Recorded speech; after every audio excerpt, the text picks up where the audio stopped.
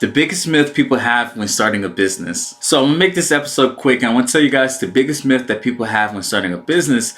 And I want to first start off by telling you about a story about how I started and some of the misconceptions that I had. So one thing that I had when I started a business, I had this belief that I needed to be confident first before I can go and start this business. And what that ended up doing is it kept me in this stuck space, because every time you look on social media, YouTube, whatever it is, Instagram, people tell you, you have to think positive. You have to be confident.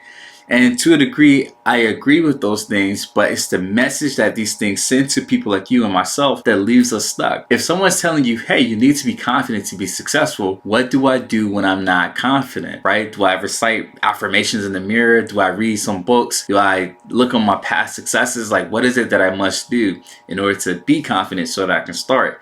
And that is the biggest myth right there. People think that I have to be confident and then I'll start my business. Well, don't you think that you need to start the business to build confidence? That's the thing people totally skip. And that's why it's so important to develop acceptance and focus on that rather than focus on this confidence feeling. And that's another thing too. People are so caught up in feeling confident, thinking confident, that they forget that confidence can be distilled down to an action. It's something that you do. It's not always something that you feel. Even to this day, there are times where I may not feel confident, but what helps me is that I have great clarity. I mean, like freaking laser light clarity on what actions I should be taking next. Therefore, I don't need to feel confident because I know the path that I'm going.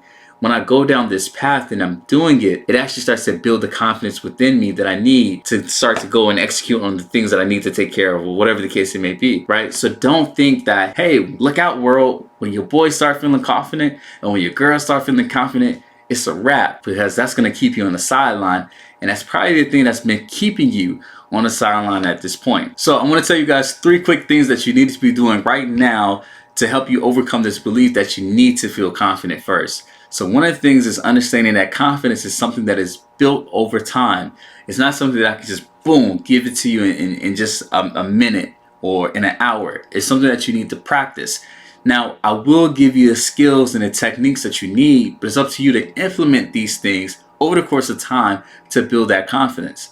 I heard someone else say that confidence is one of those things where it's not owned, but it's rented. And you can think of that as like a house. When you own a house and you pay it off, it's done, right?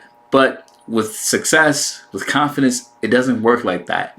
It's something that you have to gradually put in and day out, right? You have to execute on it on a consistent basis, to be honest. You know, I could even say it to you like this. Growing up, I love bike riding, right? My dad bought me and my brother some bikes, and we used to ride back and forth from our house to the park. And it was something that I did a lot of. It's probably been 5, 6, 7 years since I rode a bike. Now, when I get on it, I may feel a little weird, right? But as I practice it, I will get that confidence back. What does that say about confidence? Well, hey, there are times where it's there and it's great, but there's times where you need to practice on it. And as you practice it, it will eventually start to come back. Even with speaking a language, right? Some people down here in South Florida, they're bilingual. I have a friend, a great friend of mine, that is bilingual. And he'll tell me, hey, I haven't practiced my Spanish in a couple weeks, couple months, whatever it is. And he's feeling a little rusty and he needs to go and start practicing it more in the household or, you know, in public, whatever it is. It's like that with almost anything. I can honestly say everything that we're doing, the skill sets, all the stuff that we're trying to learn. If you're not practicing it on a consistent basis, the confidence will start to leave you, but you can definitely get it back. And that's where I said with step number 1, gym number 1, confidence is something that's built over time. So don't sweat it if you don't have it now. Know that whether it's next week, next month, a year from now, the confidence that you've been seeking, it will show up. And that's where you start to execute on a high level. Now, number 2, this is why another reason why you don't necessarily need confidence to start. What you want to do when you're starting a business, when you're even working in a 9-to-5 job, you want to find people who already know what to do and surround yourself around those people and have confidence in them. Why is that so important? Well, they're going to know how to get from point A to point C. And by them knowing it, by them going through it already, they're going to be able to give you the skills and guide you through this jungle of entrepreneurship or 9-to-5, whatever the case it may be. Mentorship is something that you don't want to skip on when it comes to price. When you're paying for a coach or a therapist, that is something that you don't want to skip on. I am a firm believer that you get what you pay for. And that's why for me, I charge a high dollar amount. I charge, one could say probably like top 10%, top 1%, top 5% in terms of how much it costs to see me individually. And I do that because I value my time a lot, right? And I feel I should be compensated for that. But also the people that work with me, they're going to get a lot of value in return. And that's something that I feel is an even exchange. So when you're going out and you're finding a mentor, coach, or you're just surrounding yourself by, let's say, mentors, whatever it is, you want to find someone that has expert knowledge in the field that you're in. I can't say that, hey, they need to be in the field 5, 10, 20 years, but they need to be an expert. And if they require you to pay them. Do not skip on that.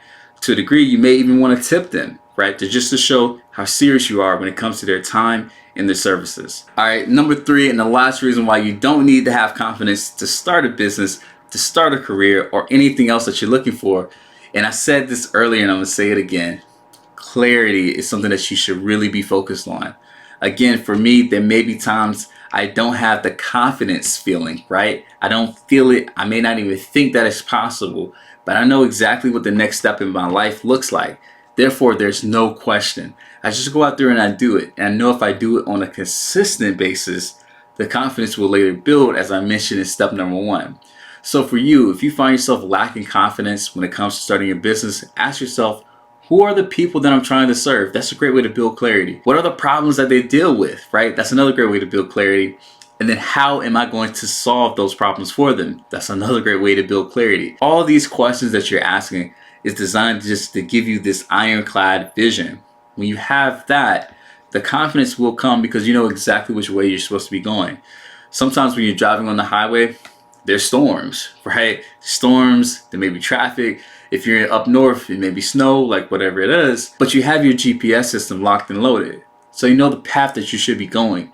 And if you need to slow down, that is okay. I'll be the first to tell you that slowing down, taking a detour, like all that stuff, like it's okay, right? One thing that we don't want to do is stop or go backwards, because I would definitely ensure that you would never get to your destination. So those are the 3 things that I want you to focus on when it comes to building that confidence, right?